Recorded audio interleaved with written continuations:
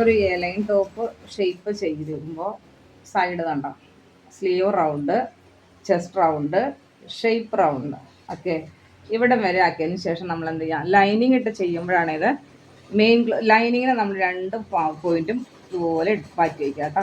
അതിനുശേഷം നമ്മൾ എന്ത് ചെയ്യാം, മെയിൻ ക്ലോത്ത് ഇതുപോലെ പിടിക്കുക. ഇതാണ് മെയിൻ ക്ലോത്ത് ഇതുപോലെ പിടിച്ചതിന് ശേഷം ഒരു ക്രോസ് ലൈൻ കൊടുക്കുന്ന പോലെ തന്നെ സൈഡിലേക്ക് തയ്ച്ചെടുക്കുക.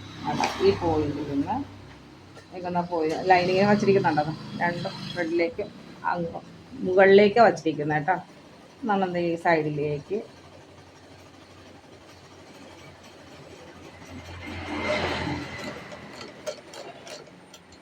എലൈൻ ചെയ്യുമ്പോഴാണ് ഇതിങ്ങനെ ചെയ്യേണ്ട. സ്ലിറ്റിനല്ല, ലൈനിങ് ഇട്ട് എലൈൻ ചെയ്യുക.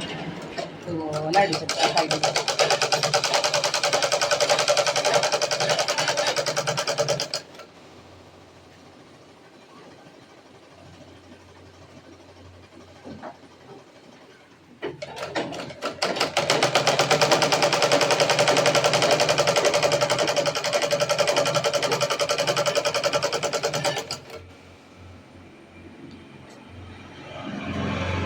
പോയിന്റുകൾ ഇങ്ങനെ താഴേക്ക് വരുമ്പോൾ നമുക്ക് 1/2 ഇഞ്ച് മാത്രം മതി. കാരണം നമുക്ക് താഴെയുള്ള ഫ്ലെയർ കംപ്ലീറ്റ് വേണം അല്ലേ.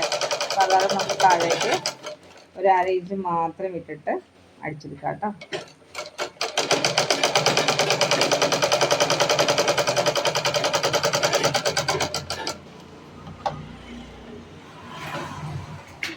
ഇനി നമ്മൾ അടുത്ത സെക്ഷൻ ചെയ്യുന്നത് എന്നാന്ന് നോക്കിക്കേ. കണ്ടോ, ഇപ്പം നമ്മൾ എന്ത് ചെയ്യുന്നു, മെയിൻ ക്ലോത്തിലേ തയ്ച്ചിട്ടുള്ളൂ. ഇനി എന്ത് ചെയ്യാം, ജസ്റ്റ് നമ്മളൊരു കട്ട് കൊടുക്കാം ഇവിടെ, ഏതാ മെയിൻ ക്ലോത്തിൽ. കണ്ടോ, ഈ സ്റ്റിച്ചിലെ വിട്ടരുത്.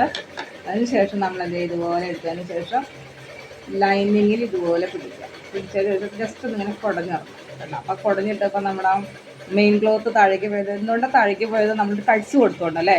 അതൊന്ന് ശ്രദ്ധിക്കണം കേട്ടോ. നമ്മുടെ അളവൊക്കെ കറക്റ്റാണ് ചെക്ക് ചെയ്തിട്ട് വേണം അവിടെ കട്ട്സ് കൊടുക്കാനായിട്ട്.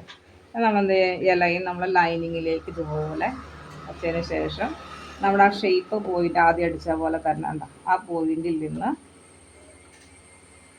മെയിൻ ക്ലോത്ത് അടിച്ച പോലെ തന്നെ. മനസ്സിലാക്കേണ്ടത് എങ്ങനെയാണ്, നമ്മൾ ആ മെയിൻ ക്ലോത്ത് അടിച്ചതിന് നമ്മൾ അകത്തേട്ട് മാറ്റിയിട്ടതിന് ശേഷം ഒരു കട്ട്സ് കൊടുത്തിട്ട് ഷേപ്പ് പോയിന്റിൽ നിന്ന് സൈഡിലേക്ക് അടിച്ചെടുക്കാം. ക്രോസ് ആയിട്ട് വരുമ്പോൾ 1/2 ഇഞ്ച് ബേക്ക് ചെയ്താണ്. ഇതാണ് നമ്മൾ സ്ലിറ്റ് ടോപ്പും എലൈൻ ടോപ്പും തമ്മിലുള്ള വ്യത്യാസം.